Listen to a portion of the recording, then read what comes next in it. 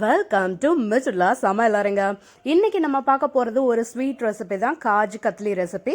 But ஒரு சின்ன டிஃப்ரென்ஸோட பண்ணியிருக்கேன். என்னங்கிறது வீடியோக்குள்ளே போய் பார்க்கலாம் வாங்க. இன்னும் நீங்கள் மிச்சுலா சமையலறை சேனலை சப்ஸ்கிரைப் பண்ணலையா? உடனே ரெட் கலர் பட்டனை கிளிக் பண்ணி சப்ஸ்கிரைப் பண்ணிக்கோங்க. கூடவே இருக்க பெல் ஐக்கானையும் கிளிக் பண்ணிக்கோங்க. உடனுக்குடன் அப்டேட்ஸ் உங்களை தேடி வருங்க. இன்றைக்கி நம்ம காஜு கத்லி பண்ண போகிறோம். அதுக்காக முந்திரி பருப்பை எடுத்து வச்சுருக்கேங்க. 1 கப் முந்திரி பருப்பு. இதை நம்ம மிக்சி ஜாரில் போட்டு பவுடராக அரைச்சி எடுத்துகிட்டு வர போகிறோம். இந்த காஜு கத்லிங்கிறது முந்திரி பர்ஃபி தான் காஜு கத்லின்னு சொல்லுவோம். இதை நான் அரைச்சி எடுத்துகிட்டு காமிக்கிறேன்.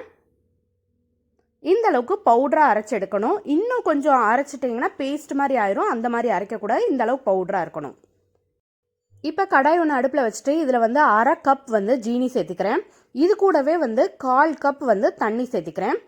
1 கப் முந்திரி பருப்புக்கு 1/2 கப் ஜீனி, 1/4 கப் தண்ணி. இதுதான் மெஷர்மெண்ட்டுங்க. ஸோ இந்த ஜீனி நல்லா கரைஞ்சி கொதிக்கட்டும். கொதிக்கிற வரைக்கும் வெயிட் பண்ணலாம்.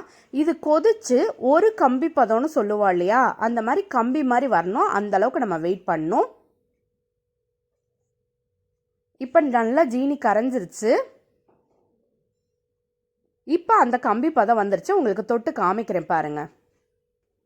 இந்த மாதிரி ஒரு ஸ்ட்ரிங் மட்டும் வரணும். அதாவது ஒரு கம்பி பதம், ஒரு நூல் மாதிரி வருது இல்லையா, இந்த மாதிரி வந்த பிறகு நம்ம அரைச்சி வச்சுருக்க முந்திரி பருப்பு பவுடரை இதில் சேர்த்திக்கலாம். இப்போ முந்திரி பருப்பு பவுடரை அரைச்சதை நான் சேர்த்திட்டு ஒரு கலக்கு நல்லா கலக்கி விட்டுறேன். இப்போ 2 டேபிள் ஸ்பூன் அளவுக்கு மிதமான சூட்டில் இருக்கிற மாதிரி பாலாக சேர்த்திக்கிறேன். சேர்த்திட்டு இதை நல்லா கலந்து விட்டுருங்க. ஒரு 1 மினிட்ல நல்லா கலந்து பேஸ்ட் ஆயிரும். இந்த அளவுக்கு பேஸ்ட் ஆன பிறகு அடுப்பை ரொம்ப லோ ஃப்ளேமில் வச்சுட்டு இதில் 1 டேபிள் ஸ்பூன் வரைக்கும் நெய் சேர்த்திருக்கேன். கூடவே 1/2 டீஸ்பூன் ஏலக்காய் தூளும் சேர்த்திட்டு இதை நல்லா கலந்து விட்டுருங்க. கைவிடாமல் கலந்து எடுங்க. இது இன்னும் கொஞ்சம் கெட்டியாக வரணும். இப்போ லைட்டாக பேஸ்ட் கன்சிஸ்டன்சியில் இருக்குது. இன்னும் கெட்டி படப்பற அது கரெக்டான கன்சிஸ்டன்சிக்கு வரும். அதனால் இன்னும் கொஞ்சம் நேரம் நம்ம அடுப்பில் வச்சுக்கலாம். இந்த அளவுக்கு நல்லா திரண்டு வந்த பிறகு இப்போ நம்ம அடுப்பை ஆஃப் பண்ணிடலாங்க. இப்போ அடுப்பை ஆஃப் பண்ணிட்டேன். இதை ஒரு பட்டர் ஷீட்டுக்கு மாற்றிக்க போகிறேன். நான் ஆல்ரெடி பட்டர் ஷீட்டை ஒன்று விரித்து வச்சுட்டேன். வாக்கிங் ஏரியாவில் விரித்து வச்சுட்டேங்க. அதனால் அந்த இதிலே பட்டர் ஷீட்டில் லைட்டாக நெய் தடவி வச்சுட்டேன். அதில் இதை நான் சேர்த்திக்கிறேன்.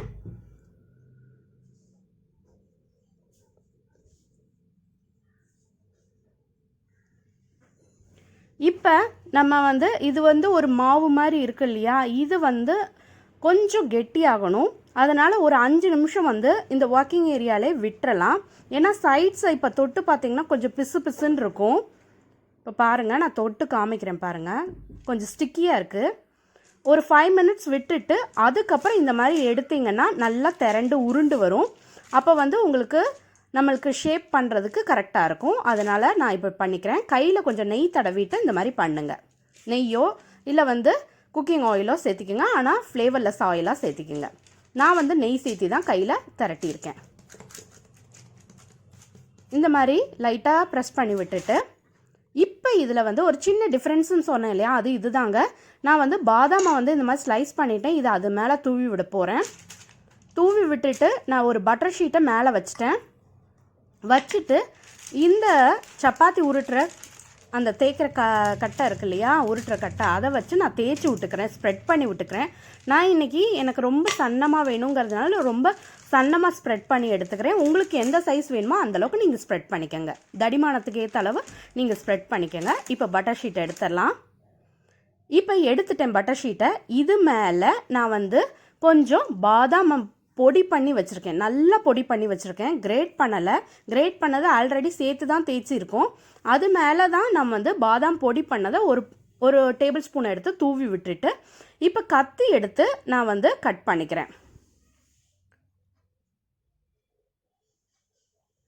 இந்த மாதிரி ஃபுல்லாக லைன்ஸ் போட்டுக்கிறேங்க. இப்போ இது ஃபுல்லாகவே இந்த மாதிரி நான் கட் பண்ணி எடுத்துட்டு உங்கள்கிட்ட காமிக்கிறேன். இப்போ நான் கட் பண்ணி எடுத்துட்டேன். இப்போ நம்மளுக்கு டைமண்ட் ஷேப் வேணுங்கிறதுனால க்ராஸாக இதே மாதிரி கட் பண்ணி எடுத்துக்கிறேன். நான் கொஞ்சம் டிஃப்ரெண்ட்டாக ஒன்று சேர்த்துருக்கேன்னு சொன்னது இந்த பாதாம் தான். இது வந்து நம்ம ஸ்லைஸ் பண்ணியும் தூவி டஃப் மேலே வச்சோம், ப்ளஸ் வந்து ஒரு டேபிள் ஸ்பூன் மேலேயும் தூவி விட்டுருக்கோம். ஸோ வந்து டேஸ்ட் யம்மியாக இருக்குங்க. நீங்களும் இதே மாதிரி ட்ரை பண்ணி பாருங்கள்.